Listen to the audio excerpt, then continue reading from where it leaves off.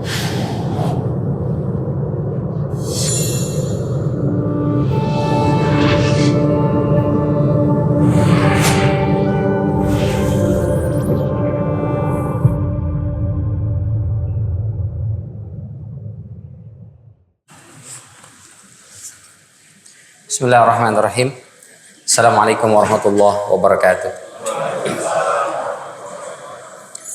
Alhamdulillah wassalatu wassalamu ala Rasulillah wa ala alihi wa ashabihi wa mawalah. La haula wa la quwata illa billah.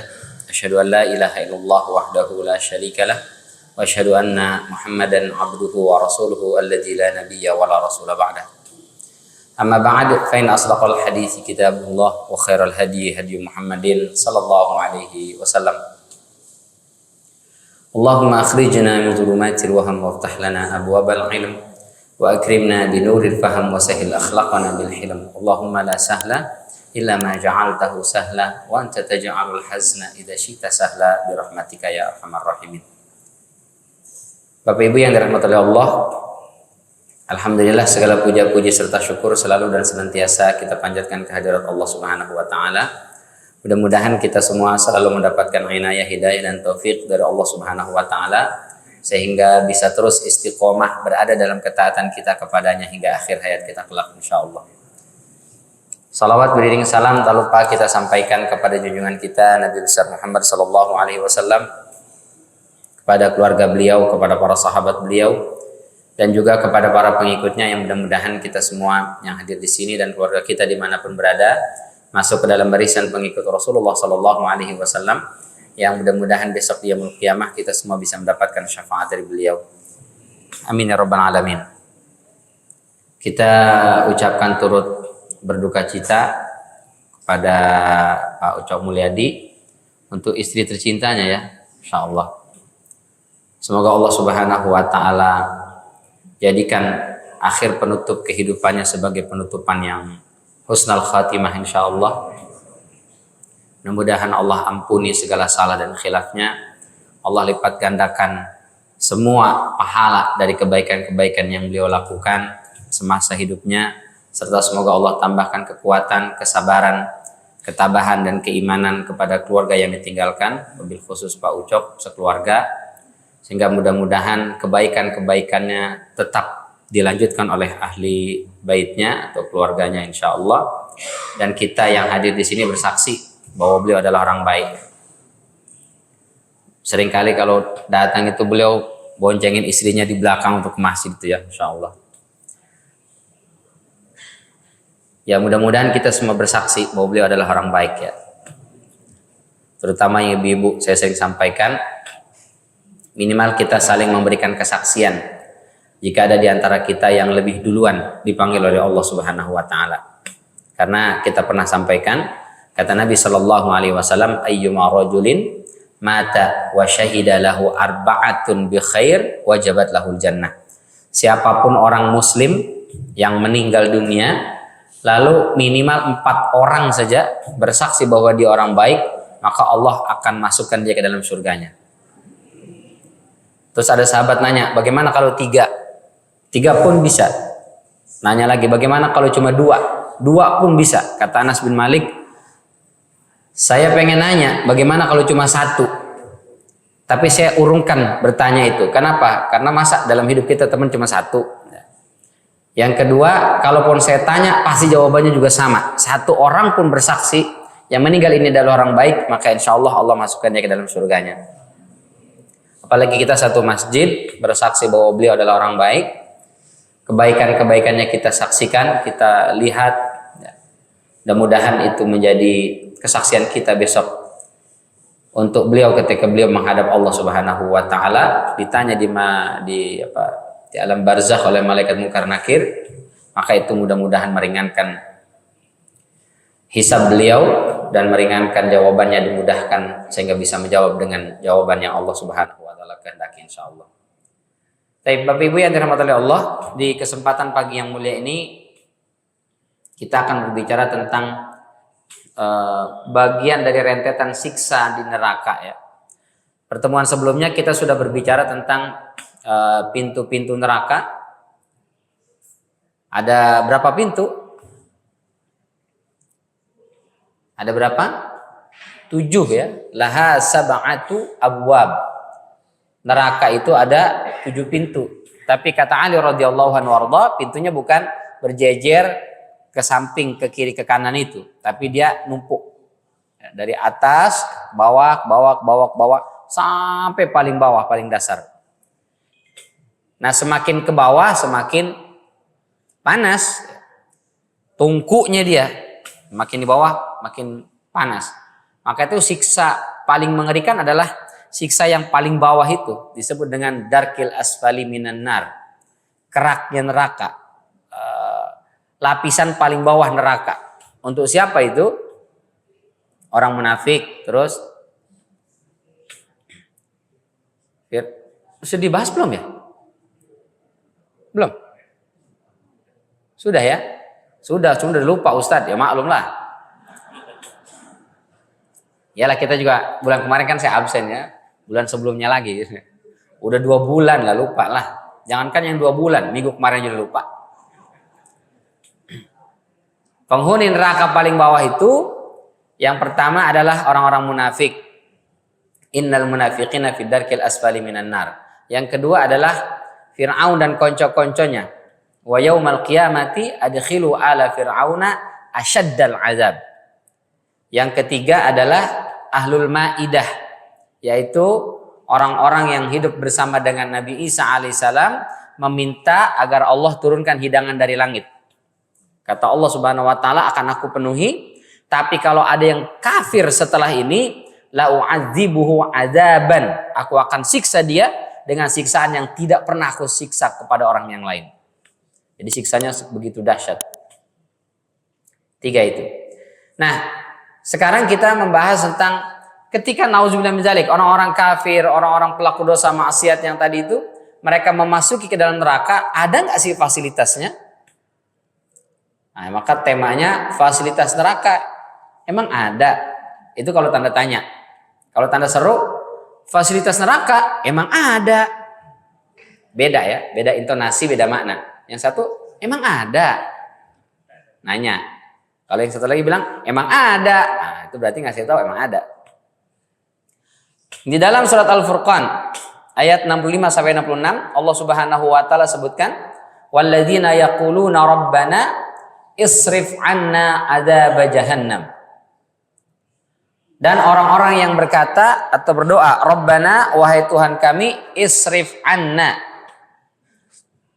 jauhkan dari kami adzab jahannam, siksa neraka jahannam. Inna adzabaha kana gharama, karena siksanya sangat menghinakan, merendahkan, dan begitu luar biasa dahsyat ya. Innaha sa'at mustaqarran wa muqama, sesungguhnya neraka itu saat itu artinya tempat apa, sesuatu yang buruk. Saat musi sayyiat, nah, itu kata bendanya sayyiun, jelek, jamaknya sayyiat. Innaha saat, sesungguhnya neraka itu terburuk, mustaqarran wa muqama. Apa makna mustaqarran? Mustaqar itu artinya tempat menetap, muqama juga tempat menetap. Maksudnya apa? Sebagian menyamakan mustaqar dan muqama itu sama, yaitu tempat tinggal atau tempat menetap. Tapi sebagian ada yang membedakan. Mustaqar itu, mustaqarran itu maknanya tinggal dalam kurun waktu yang sebentar. Nginep, misalnya Bapak Ibu berangkat ke Jogja. Berapa lama tinggal di Jogja? Paling 3 hari aja. Setelah itu pulang. Nah, itu dibilangnya mustaqarran. Sementara muqama itu tinggal untuk waktu yang lama. Ya, muqama itu tinggal untuk waktu yang lama. Ya, memang tinggal di Meruya Ilir sampai kapan? Sampai meninggal. Nah, itu berarti namanya muqama. Ada sebagian yang membalik. Muqama itu yang sebentar, mustaqar itu yang lama. Nah, ada orang masuk neraka itu sebentar, nyicipin doang. Berapa lama? Tergantung berapa banyak dosa dan kesalahannya. Ada yang setahun mungkin, ada yang 10 tahun, ada yang mungkin 1000 tahun, wallahu alam. Ada mungkin hanya beberapa hari. Ada yang dicelupin doang diangkat lagi. Tapi itu saja yang dicelupin, hadisnya Rasulullah SAW katakan fayusbagu sibghatan. Dicelupin diangkat lagi. Jadi nyemplung angkat langsung. Ini siapa ini? Orang yang dulu di dunia paling kaya. Siapa orang paling kaya? Sekarang siapa? Yang punya pesawat bolak-balik ke Mars itu ya? Dia yang paling kaya katanya sekarang. Tapi nggak tahu nanti sampai hari kiamat siapa yang paling kaya. Nanti Allah akan panggil manusia paling kaya di dunia yang mau apapun tinggal tunjuk. Sama sekali tidak pernah merasakan kesulitan dalam hidupnya ketika di dunia. Ditanya, kamu pernah merasakan kesulitan waktu di dunia? Enggak pernah. Kenikmatan semuanya. Apapun yang saya mau tinggal tunjuk ya Allah. Maka dicemplungin ke dalam neraka. Setelah itu diangkat sebentar. Lalu ditanya, hal marrabika ni'matun qat? Apakah kamu pernah merasakan kenikmatan di dunia? Dia mengatakan, demi Allah saya tidak pernah merasakan kenikmatan sebelum ini. Apa maknanya? Dicelupin sebentar, diangkat, itu semua memori tentang kenikmatan terhapus dengan nyemplung ke neraka sebentar. Saking dahsyatnya, membuat dia trauma yang sangat mendalam. Dia sama sekali lupa semua kenikmatan-kenikmatan puluhan tahun yang dia rasakan di dunia selesai, cuma nyemplung sebentar dong diangkat. Masya Allah. Auzubillah min dzalik ya. Maka jangan ada yang mampir ke neraka lah ya.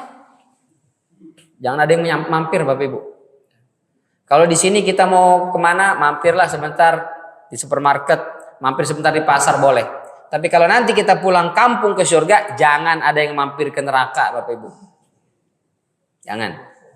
Sebentar aja Ustaz, jangan, nggak usah sebentar juga. Karena sebentar saja menghapuskan memori kenikmatan, saking ngerinya siksa neraka. Insyaallah, nauzubillah min dzalik. Orang kalau trauma, dia nggak bisa melanjutkan kehidupan. Kalaupun dilanjutkan kehidupan, dia sudah tidak lagi bisa menikmati kehidupan ini. Karena trauma yang begitu mendalam. Nah, trauma yang begitu dahsyat adalah yang dialami oleh penghuni neraka. Kenapa? Karena fasilitasnya yang begitu dahsyat. Nah, ini orang kalau tinggal menetap, baik yang sifatnya temporal, sebentar, ataupun yang sifatnya permanen, lama, pasti butuh fasilitas. Nginep di mana? Di hotel. Berapa lama? 2 malam aja. Hotel bintang berapa? Bintang 7 kayaknya. Mana ada bintang 7? Bintang 5. Habis saya pusing kepala saya. Ah, ini bintang 7. Pasti ditanya apa fasilitasnya? Makannya, terus kasurnya, tempat tidurnya, ada kolam renangnya enggak, ada water heaternya enggak. Itu semua fasilitas yang membuat orang kemudian bisa menetap dan tinggal di situ, baik untuk waktu yang sebentar ataupun waktu yang lama. Nah, karena di neraka disebut mustaqarran dan juga muqaman, tempat tinggal baik sebentar atau lama, berarti ada fasilitas. Di situ dikasih fasilitas. Apa fasilitasnya? Oh, jangan dibayangkan fasilitasnya. Ada kasur, ada ranjang, ada makanan. Ada makanan, cuma makanannya mengerikan. Ada pakaian selimut, ada tapi mengerikan. Nanti kita akan bahas itu ya. Auzubillahi min dzalik. Maka Allah sebutnya innaha sa'at mustaqarran wa muqama. Dia ada fasilitas, tapi fasilitas terburuk. Fasilitas yang paling mengerikan, fasilitas yang paling menakutkan. Maka mudah-mudahan kita tidak ada yang mampir ke sana ya. Siapa yang tidak mampir ke sana? Ya kita mudah-mudahan kalau kita meninggal dalam kondisi husnul khatimah, Allah hapuskan dosa dan kesalahan kita. Bagaimana supaya Allah hapuskan dosa dan kesalahan kita? Bertobat. Akui kesalahan kita, berjanji tidak akan mengulangi lagi, lalu memperbanyak kebaikan-kebaikan. Karena tidak ada di antara kita yang tidak punya salah dan dosa. Atau ada Bapak Ibu yang nggak punya dosa? Yang sedikit dosanya? Itu banyak semua ini kan? Sama lah, saya juga banyak semua nih. Untuk siapa taubat itu? buat mereka yang melakukan kesalahan lalu mengakui kesalahannya selama belum datang kepadanya kematian. Kata Allah, walaisatit taubatu, taubat itu bukan lilladzina ya'maluna sayyi'at, untuk orang-orang yang melakukan kesalahan, hatta idza hadara ahadahumul maut, sampai apabila kematian sudah datang kepadanya baru dia mengatakan inni tubtul an, sekarang baru saya tobat. Ya diterima. Ya. Mereka yang sudah yugharghir, sudah ditarik ruhnya itu sampai di tenggorokan baru bilang tobat, saya tobat sekarang, mati. Ah itu nggak diterima. Sebagaimana Fir'aun ketika dia tenggelam di Laut Merah itu dia gelagapan, air sudah pada masuk ke hidungnya, masuk ke lambung paru-parunya, di situ baru dia teriak. Kalau begini model dan caranya, saya beriman kepada Tuhan yang diimani, diyakini dan dipercaya oleh Bani Israel. Tapi kata Allah Subhanahu wa taala, al-an wa qad asaita min qabl, atau wa qad asaita min qabl. Sekarang kamu baru tobat, kemarin mana aja Mas? Udah nggak diterima itu. Atau ketika sudah muncul tanda-tanda kubra dari kiamat, tanda-tanda besar seperti matahari terbit dari barat. Kalau sudah terbit dari barat matahari, maka itu sudah tidak lagi diterima. Iman, amal manusia yang baru beramal di waktu itu. Jadi nanti sholat subuh, selesai subuh mungkin ada kajian seperti ini. Selesai kajian, masuk waktu syuruk, pada sholat syuruk, selesai sholat syuruk, sarapan. Begitu selesai sarapan, keluar masih gelap. Kok mendung gelap ya? Ada pulang kita masing-masing ke rumah. Masuk waktu duha, masih gelap juga. Masuk waktu zuhur, masih gelap. Bingung, semua pada buka TV. Semua pada googling, ada fenomena alam apa ini? Ternyata semua orang sama-sama searching dan googling, tapi nggak ada informasi. Apa yang terjadi? Akhirnya hari kedua begitu, masih gelap. Hari ketiga, ada yang mengatakan 3 hari, ada yang mengatakan sepekan, ada yang mengatakan lebih dari itu. Allah alam, riwayatnya memang berbeda-beda. Kalau kita ambil yang hari 3 hari, begitu hari keempat, subuh, selesai sholat subuh, mungkin ada kajian lagi, baru setelah itu sarapan, selesai sarapan keluar, sudah mulai terang.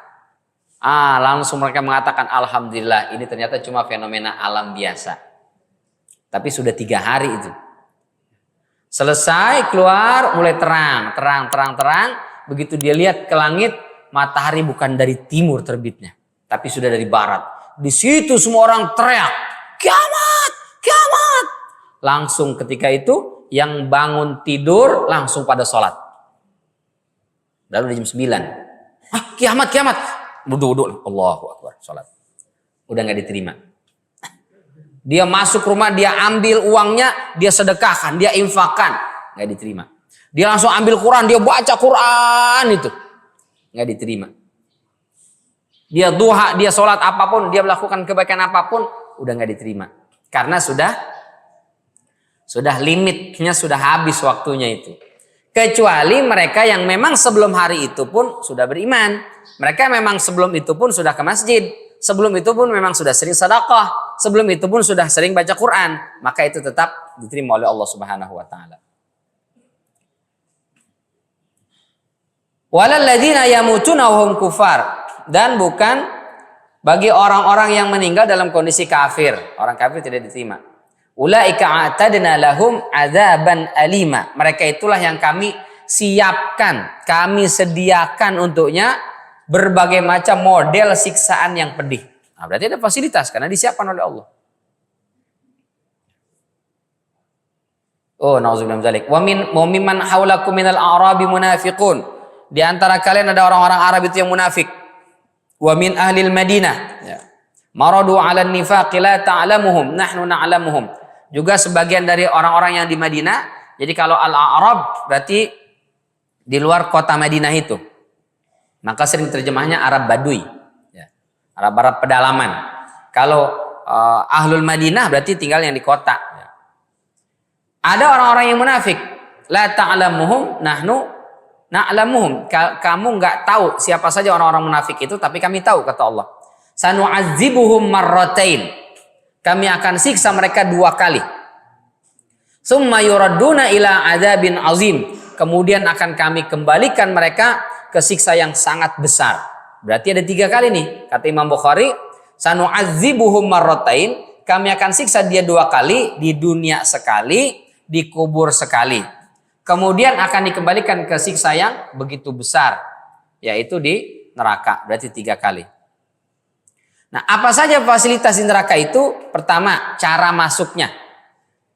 Kemarin kita ceritakan dalam surat Az-Zumar itu, masuknya itu pintunya ketutup. Beda dengan calon penghuni surga. Calon penghuni surga begitu masuk, pintunya udah kebuka. Sementara neraka begitu masuk, pintunya masih ketutup. Kenapa begitu?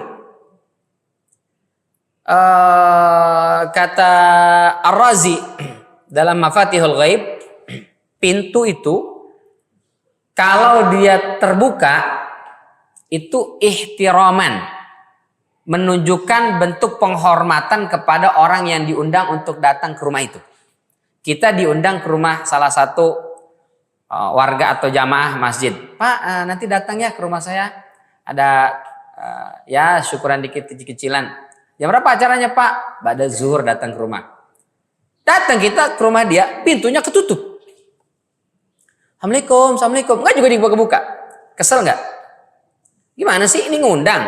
Pada zuhur, tapi kita datang pintunya ketutup.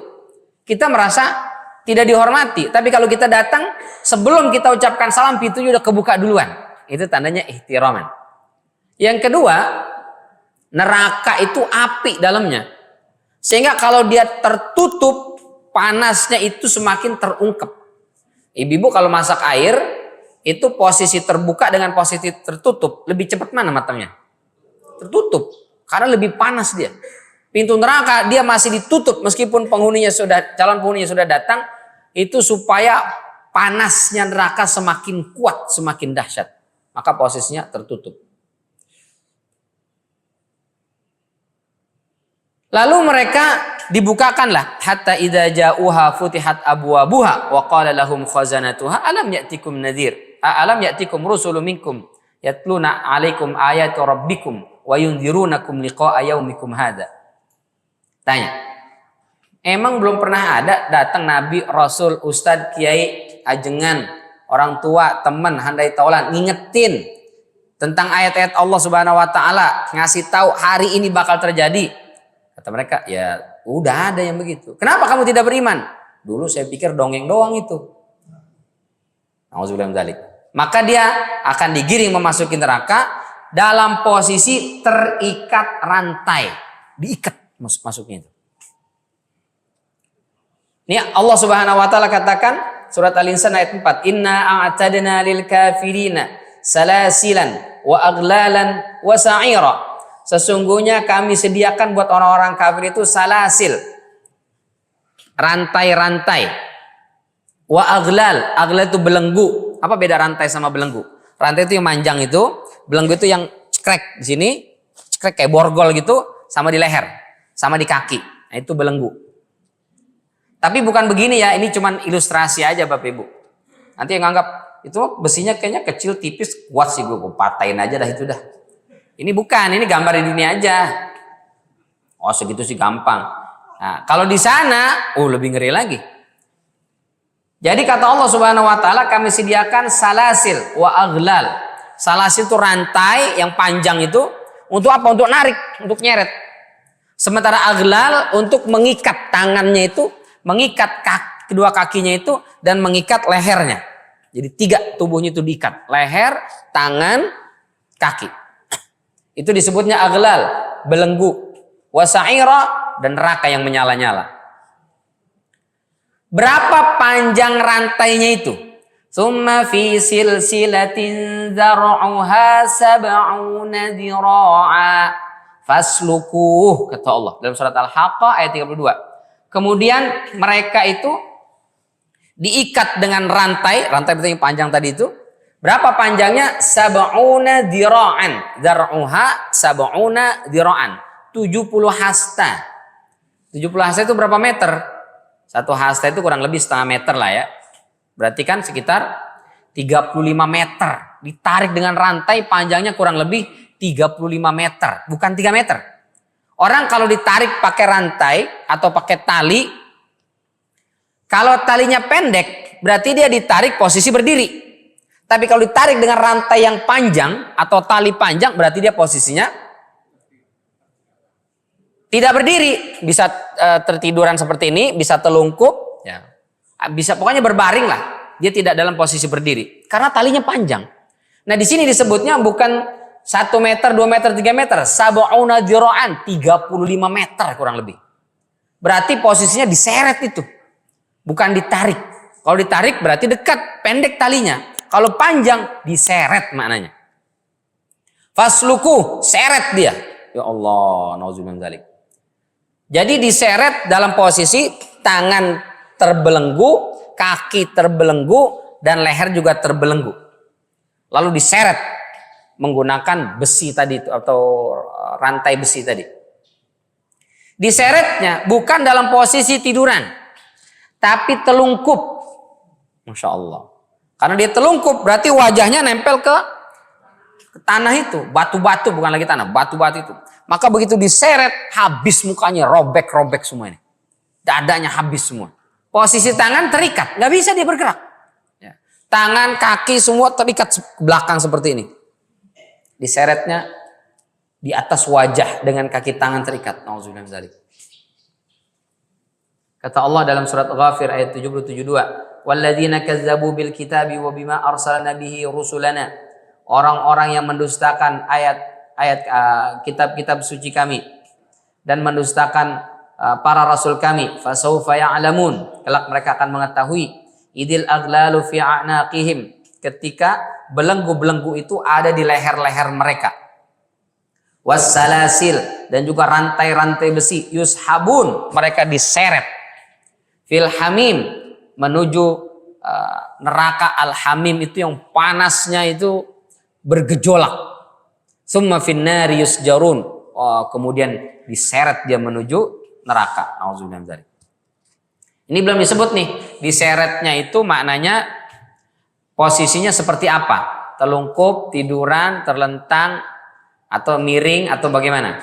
Dijelaskan di dalam surat Al-Qamar ayat 48.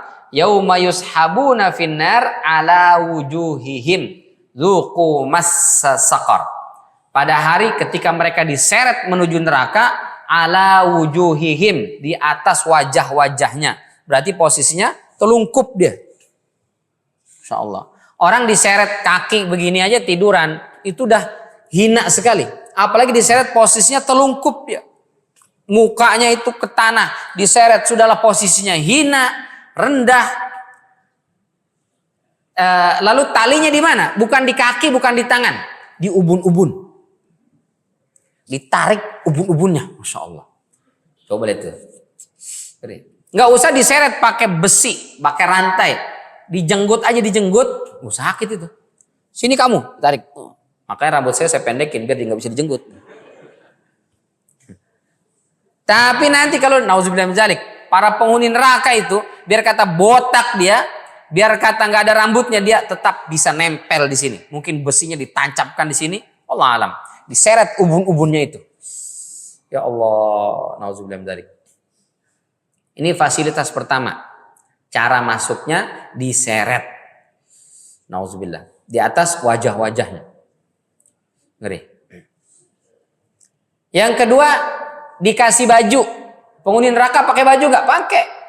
Tapi bajunya dari aspal atau tembaga yang meleleh.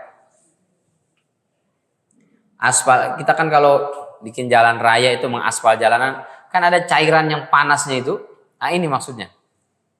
Tapi bukan asli aspal di dunia, karena itu cuma gambaran aja. Di neraka panas yang kata Rasul Shallallahu Alaihi Wasallam 70 kali lipat dari panasnya yang ada di dunia. Jadi kalau ini saja, orang kalau ngaspal jalan itu cairan yang merah, masih merah, bukannya sudah hitam. Yang masih merah itu, oh itu panas luar biasa. Dia kalau pakai sepatu, dia injek itu, dia angkat sepatu dan kulit kakinya pasti terkelupas.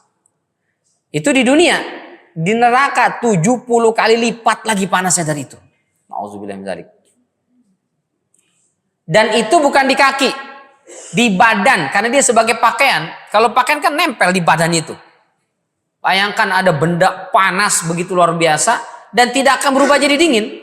Kalau di dunia aspal itu kita tuang, tunggu aja beberapa waktu.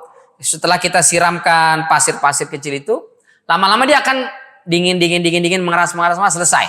Kita injak sekarang di aspal, kalau tidak kena panasnya mentari, ya dia biasa aja. Kecuali kalau kena matahari ya, kayak misalnya di Arab Saudi sana. Bapak Ibu mungkin kalau ada yang pernah haji di musim panas itu, atau berangkat umrah di musim panas, itu panasnya kan bisa sampai 52 derajat. Itu kalau dia datang ke Masjidil Haram telat, nggak bisa masuk, dia sholat di pelataran. Di pelataran masih mending pakai marmer. Agak ke belakang sedikit aspal. Itu dia pakai sajadah, dia sujud, nggak bisa lama-lama itu.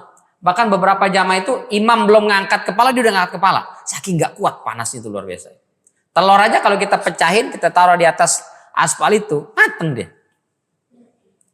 Itu panas pantulan dari matahari. Ini panasnya langsung dia, mendidih itu. Cairan tembaga itu. Nauzubillah min dzalik. Itu ditempelkan di badan. Insya Allah. Karena jadi pakaian. Perih. Maka habis. Badannya itu terkelupas. Badannya itu copot kulit-kulitnya. Merasakan panas yang tidak berhenti-berhenti, tidak akan berubah jadi dingin. Begitu seterusnya. Menjerit kesakitan. Dan yang lebih parah lagi nggak mati. Kalau di dunia ini orang kebakar dia jerit-jerit lama-lama, selesai jeritannya mati dia, kaku. Kalau di neraka enggak, dia tidak akan pernah mati. Terus menjerit, terus kesakitan. Nauzubillah min dzalik. Kata Allah dalam surat Al-Hajj ayat 19 sampai 22, hadani khasmani ikhtasamu fi rabbihim. Ini ada dua golongan saling adu argumen tentang Tuhan mereka. Falladzina kafaru. Nah, kelompok pertama adalah orang kafir yang tidak percaya kepada Tuhan. Yang kedua adalah kelompok beriman yang percaya kepada Tuhan. Falladzina kafaru, maka orang-orang kafir yang tidak percaya kepada Tuhan itu qutti'at lahum thiyabum min nar. Itu disiapkan untuk mereka pakaian dari api. Yusabbu min fawqi ru'usihim al-hamim. Disiramkan dari atas kepala mereka itu al-hamim, tembaga atau besi yang dibakar, dipanaskan sampai dia meleleh. Itulah al-hamim. Kita pisau aja kita bakar atau besi kita bakar, enggak usah sampai meleleh. Sampai berubah warnanya merah, ditempelkan ke kulit, habis itu kulitnya terbakar. Ini dia dipanaskan sampai meleleh. Ya Allah, disiramkan ke kepalanya, yusharu bihi ma fi butunihim wal julud. Langsung habis meleleh. Semua yang di perutnya habis muncrat keluar semua, kulit-kulitnya juga habis terbakar. Walahum maqami'u min hadid. Mereka diberikan pakaian juga dari hadid, dari besi panas itu. Kullama aradu an yakhruju minha min ghammin u'idu fiha wa dhuqu 'adzabal hariq. Setiap kali dia pengen kabur, pengen lari dari neraka itu, kami tarik lagi, kami seret lagi. Kata Allah Subhanahu wa taala, kullama aradu an yakhruju minha u'idu fiha. Setiap kali mereka mau kabur, mau lari, kami tarik lagi. Dengan apa? Rantai yang panjangnya 35 meter tadi itu. Mau lari, tarik, seret lagi. Mau lari lagi, seret lagi. Mau kabur, seret lagi. Nauzubillah min dzalik. Kullama aradu, setiap kali dia mau lari, berarti saking panasnya nggak kuat dia. Dia mau kabur, mau lari, ditarik lagi. Mau kabur lagi, tarik lagi. Nauzubillah min dzalik. Wa taral mujrimina yauma idzin muqarranina fil asfad. Sarabiluhum min qatiran wa taghsha wujuhahumun nar. Kau akan lihat orang-orang mujrimin, para pelaku dosa dan maksiat, surat Ibrahim ayat 49 sampai 51. Mereka terikat pada belenggu-belenggu, sarabiluhum min qatiran. Mereka diberikan pakaian terbuat dari qatiran. Apa qatiran ini? Kata Ikrimah dan Sa'id bin Jubair, qatiran itu dibaca berasal dari dua kata. Yang pertama qitrin, yang kedua an. Qitrin anin. Itu adalah tembaga yang mendidih. Seperti dalam surat Al-Kahfi ayat 96 ketika Dzulqarnain sampai ke suatu daerah antara dua bukit, lalu mendapatkan di sana sekelompok manusia yang sulit dipahami kata-katanya. Mereka ngomong nggak jelas. Nah, sebagian ahli tafsir mengatakan bahasanya memang tidak jelas. Yang kedua, mereka seperti gagap. Kenapa gagap? Karena mereka sering didatangi Ya'juj wa Ma'juj. Qalu ya dzal qarnaini inna Ya'juj wa Ma'juj mufsiduna fil ard fahal taj'alu laka kharjan fahal naj'alu laka kharjan ala an taj'ala bainana wa bainahum sadda. Wahai Dzulqarnain, kau adalah seorang raja. Kami ini biasa digangguin sama Ya'juj dan Ma'juj. Mau nggak bantuin kami? Nanti kami kirimkan upeti. Kami akan kirimkan upeti kepadamu. Yang penting tolong bikinkan tembok antara kami dengan Ya'juj itu sadda. Sadda itu tembok tipis. Sadda. Yang penting ada tembok aja, ada dinding aja. Tipis aja nggak apa-apa. Yang penting mereka nggak bisa masuk ke kampung kami. Maka kata Dzulqarnain, yang Allah mamakan ya Rabbi khair, yang Allah berikan kepadaku lebih banyak harta kekayaan dibandingkan yang kalian punya. Kalian gak usah lah ngasih-ngasih saya upeti segala macam itu, gak usah pakai nyogok-nyogok. Kalian sudah berada di bawah kekuasaan saya, tenang aja. Yang penting a'inuni an aj'ala bainakum wa bainahum radma. Bantu saya, nanti kita bareng-bareng bikin tuh tembok. Saya bikinkan temboknya radma. Jadi mereka proposalnya sadda, di ACC-nya radma. Apa sadda? Tipis aja. Radma tebal. Jadi proposalnya bikinkan tembok yang tipis, di ACC-nya dibikinkan yang tebal. Siapa itu? Dzulqarnain. Kalau Dzul yang lain belum tentu sama. Kadang proposalnya 5 cm, keluarnya 3 cm. Itu juga alhamdulillah. Proposalnya minta 100 juta, turunnya 30 juta. Tapi tetap angkanya 100 juta. Cuman diterimanya 30 juta. 70 lah Ustaz. Ya 70 lah. Tetap aja berkurang. Dzulqarnain enggak. Proposalnya sadda, yang turun radma. Kalau kita proposalnya bikin jalan lebarnya 4 meter, yang turun 3 meter. Ketebalannya misalnya sekian senti, nah itu. Di mana itu? Di Konoha katanya begitu. Bisa ya? Taib. Lalu apa kata Dzulqarnain? Bantu saya. Nanti saya akan bikin pancang-pancang, dibikinlah pancang-pancang besi setinggi gunung. Jadi ada 2 bukit itu dipancangkan besi. Setelah itu apa katanya? Dinyalakan api di bawahnya. Ketika dibakar besi itu dia akan memuai. Setelah itu panaskan tembaga atau besi sampai meleleh. Setelah meleleh, atuni ufrig alaihi qitra. Berikan cairan itu kepadaku, lalu disiram di atasnya. Jadi besi-besi yang sudah dipancang itu disiram cairan tembaga di atasnya sehingga dia nempel rapat, sehingga nanti Ya'juj Ma'juj tidak bisa menembus tembok itu. Karena besi yang dilapisi cairan tembaga. Nggak bisa manjat karena licin. Maka terpenjaralah Ya'juj dan Ma'juj. Nah, di situ disebutnya atuni ufrig alaihi qitra. Qitra maknanya tembaga yang dipanaskan sampai meleleh menjadi cairan. Itulah pakaian penghuni neraka. Yang panasnya tadi 70 kali lipat dari panasnya cairan tembaga yang ada di dunia ini. Itu makna qitran.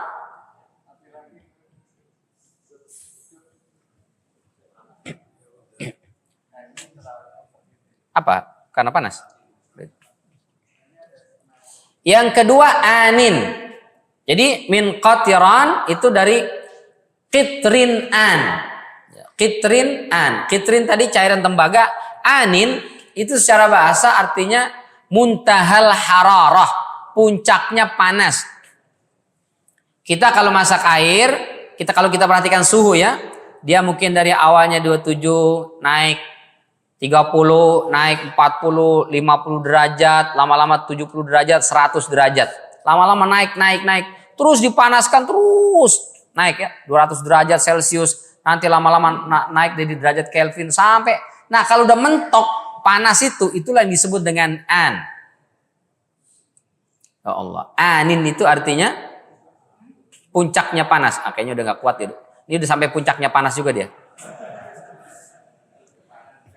Tapi panasnya proyektor gak sepanasnya api neraka. Api neraka anin itu artinya muntahal hararah. Puncaknya panas. Di dunia panas itu masih bisa kita ukur. Di dunia itu masih kita bisa takar. Tapi di neraka alat ngukurnya bisa hancur. Gak bisa. Saking panasnya. Itulah pakaian penghuni neraka. Kata Ikrimah dan Sa'id bin Jubair. Sementara kata Syekh Abdurrahman As-Sa'di, qatiran itu adalah bahan yang mudah terbakar, sangat panas di kulit, berwarna hitam dan bau busuk. Jadi dikasih baju warna hitam, bau busuk, cairan dia, terus lengket. Jadi kayak oli gitu. Jadi pakaian tapi kayak ada oli, nempel di badan, baunya busuk, gampang sekali terbakar. Jadi kena api sedikit langsung bernyambar. Terbakar. Maka kata Allah, wa taghsha wujuhahumun nar. Wajahnya diliputi api. Dan sayangnya dia tidak mati. Itu masalahnya. Kalau kena itu dia mati, selesai urusan. Sayangnya nggak mati. Dia menjerit seperti apapun, panasnya tidak berkurang, pakainya tidak kunjung lepas, dan tidak akan pernah mati. Begitu terus setiap saat. Auzubillahi min dzalik. Jadi penghuni neraka masuknya fasilitasnya diseret, sampai ke dalam neraka dikasih baju. Kita sampaikan kemarin di padang mahsyar, manusia ketika dibangkitkan itu uratan, hufatan, ghurlan. Uratan artinya telanjang. Dibangkitkan di padang mahsyar telanjang. Yang kedua hufatan, nyeker, nggak ada sepatu. Nggak ada itu sepatu-sepatu mahal ya. Yang murah aja nggak ada, sendal jepit aja nggak ada, nyeker men. Ghurlan, belum dikhitan. Jadi begitu dibangkitkan di padang mahsyar, telanjang, nyeker, belum disunat, belum dikhitan. 3 ini. Dihisab, selesai. Auzubillahi min dzalik, orang-orang kafir pelaku dosa maksiat, mereka akan diarahkan ke neraka. Masih dalam posisi telanjang. Diseret, bayangkan. Tadi diseret, posisi telungkup, telanjang Pak, Bu. Masya Allah. Gak usah dibayangin. Dipikirin aja. Telanjang diseret, telungkep, bukan seperti ini, telungkep ke depan. Mukanya habis, mohon maaf, dadanya habis, kemaluannya juga habis, itu terkena batu-batu tajam, mungkin terkena duri-duri, mungkin terkena pecahan bongkahan batu, habis semua. Dan dia nggak bisa bergerak karena kaki tangannya terikat. Begitu dilemparkan ke dalam neraka, dikasih baju. Apa bajunya? Qatiran. Tadi itu tembaga yang panas begitu dahsyat, atau dia seperti cairan yang bau busuk dan gampang terbakar, panas, lengket di kulit, nggak bisa dilepas. Gimana dia ngelepasnya? Posisi terikat juga. Auzubillahi min dzalik. Mukanya keluar api semua. Udah nggak dikenali tuh, nggak dikenali. Gimana bisa dikenali? Orang nauzubillah di dunia saja kalau korban kecelakaan atau kebakaran ya, itu nggak bisa dikenali karena hangus gosong. Cuman meninggal. Kalau di sana gosong, api itu muncul dari muka ini, hitam legam, nggak bisa dikenali. Makanya ada sebagian orang bilang, kamu kenapa sih gemar berbuat dosa maksiat? Kamu nggak takut neraka? Biarin, neraka gue. Kamu nggak tahu neraka itu mengerikan. Kamu nggak pengen masuk surga? Di surga ada bidadari. Gak apa-apa, nggak usah masuk surga, nggak dapat bidadari. Di neraka juga ada tuh artis-artis pasti neraka tuh. Auzubillahi min dzalik. Nggak semua ya, mungkin ada. Itu yang cantik-cantik, mereka tuh nggak pada benar di neraka. Ya kalau sudah di neraka, posisinya seperti itu, apa yang mau dinikmati? Wajahnya api keluarnya. Wajahnya api. Di dunia mungkin dia cantik. Tapi begitu masuk ke dalam neraka, dikasih baju yang seperti tadi itu. Hitam legam, api keluar dari wajah. Cantik dari mana? Bodinya udah nggak kelihatan lagi tuh. Waktu di dunia mungkin dia bodinya aduhai. tapi sudah masuk neraka, ngeri. Udah nggak ada lagi wujudnya itu. Ya Allah. Maka jangan sampailah masuk neraka. Mampir aja jangan ya. Baik, ini baru 2 fasilitas yang ada di neraka. Masih banyak fasilitas-fasilitas lain yang saya pikir perlu dan harus kita sampaikan supaya orang tahu, supaya orang takut dengan neraka itu. Karena kalau dia nggak tahu apa sih isi fasilitas neraka, dia nggak takut. Kalau dia nggak tahu isi fasilitas surga, dia nggak tertarik. Maka mesti kita sampaikan. Baik, ini barangkali di kesempatan pagi mulia ini yang baru kita bahas. Insya Allah akan kita lanjutkan masih di fasilitas neraka di pertemuan yang akan datang insya Allah. Dari saya, terima kasih.